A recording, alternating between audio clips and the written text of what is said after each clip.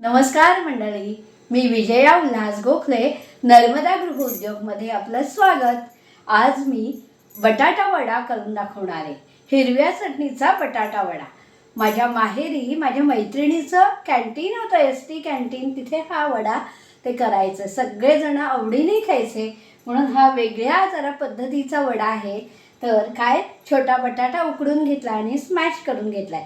हे आलं, मिरची आणि लसूण असं कुटून घेतलेलं आहे खलबत्त्यात, आणि ही चटणी आणि बटाटा असं एकत्र करून त्याचा वडा करायचा। आणि तो हे बेसन आणि ही चटणी थोडी घालून कालवून घेतलंय। थोडं मीठ घालायचं त्यात,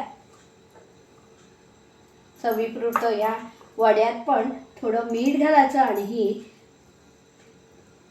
हिरवी चटणी वाटलेली मिक्स करायची आणि याचा वडा करायचा। फोडणी नाही, फोडणी विरहित हिरव्या चटणीचा वडा मी आज दाखवणार आहे।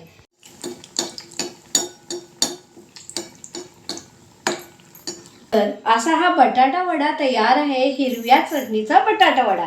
आणि ही मिसळीची तरी आहे, तर तरी वडा आपण आज खाणार आहोत। तर ही वड्यावर ही तरी अशी ओतायची, आणि वडा रस्सा, ब्रेड आहे, मिरची तळलेली आणि लिंबू। तर हा वडा रस्सा कसा लागतो ते नक्की सांगा।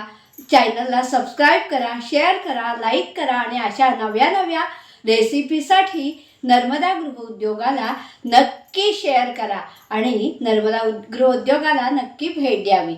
नमस्कार, नर्मदे हर।